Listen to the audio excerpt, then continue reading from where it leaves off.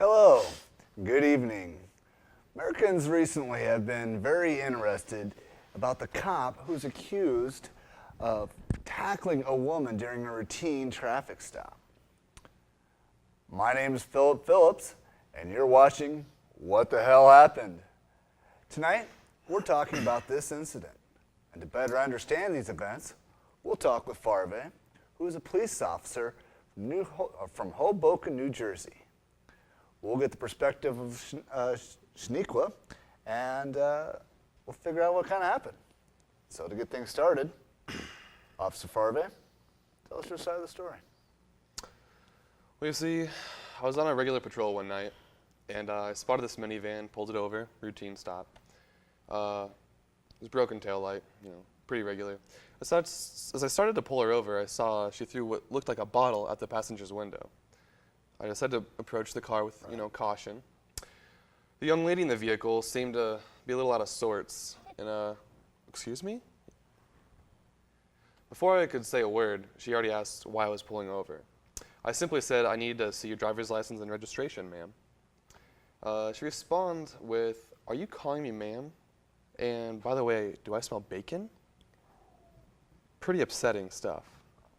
My response was simply, "License and registration." She said, "What did I do?" in a very annoying, loud, slurring voice. I said, "Ma'am, do you know you have a broken taillight?" She's like, "So?" I said, "I also saw you throw a bottle at the passenger's window." Whatever.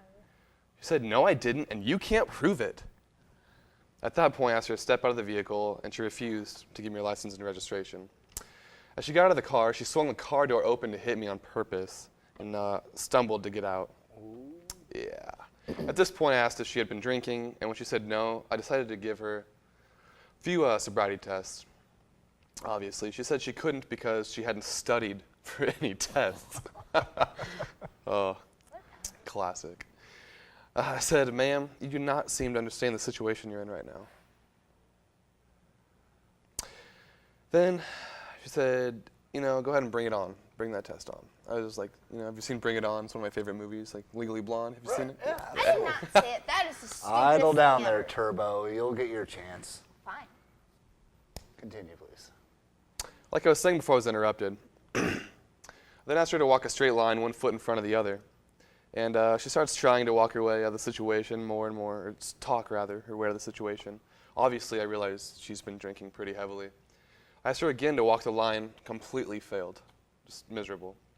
She asked for another test. She said she could ace this one. I decided, fair shot, that's fine. Some people can't walk in front of the other, True. That's not It's the truth. That's not So I had her hold her arms out and alternate touching her nose with her finger.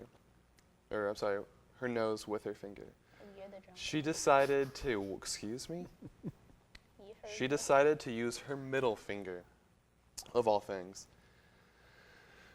Though she knew where her middle finger was, she couldn't seem to find her face. So I instructed her that she was under arrest, obviously.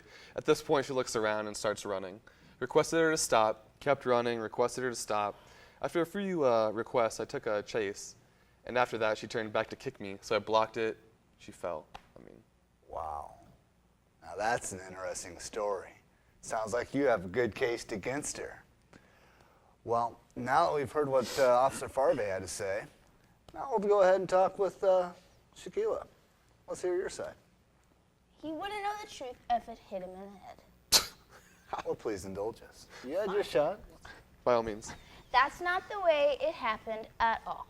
The only thing that he got right was that he pulled me over and refused to tell me why. First off, he yelled at me, saying, "I gotcha, and you're in trouble now, girly." And I responded, "Whatever do you mean, officer?" And he then thundered, "License and registration," and then "Get out of the car." And as I handed him my license and registration, he grabbed me by the arm, and then he asked me if I'd been drinking.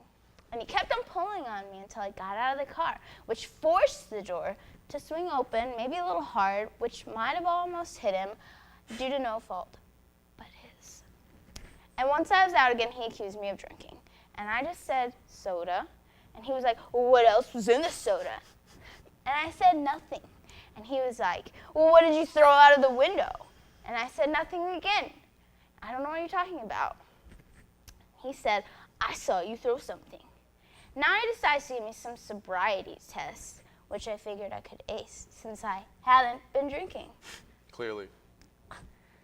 First, he demanded that I walk a straight line, but between it being cold and dark, it was hard to do without being freaked out by him. Sure. Yeah. Likely And so he said, you're drunk, but I'll give you another shot.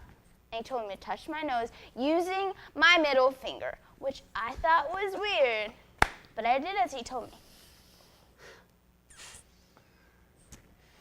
And he started to make me feel really uncomfortable. And then he said, you stupid girl, I'm going to cuff you and take you in. And I said, can I get my purse? He said, no, I'll get it once you're in the car. And I said, but it's right here, I'll get it. At that point, I turned and he lunged forward and tackled me to the ground, leaving me disheveled and bruised. Wow. Very good take. I've heard both sides of the story now, and a little curveball at you guys. I've actually seen the footage from the cop car, so I know which one's telling me the truth. And Officer Farve was telling the truth. Nobody told me there was footage. This is stupid. I was set up. Thanks for clearing my name, though. Whatever, Princess. You're welcome. Well, this has been another episode of What the Hell Happened? I'm your host, Philip Phillips. See you next time when we have a dispute of mother, child. Who stole the cookie out of the cookie jar? It's going to be a scorcher. Good evening and good night. Stay classy, Omaha.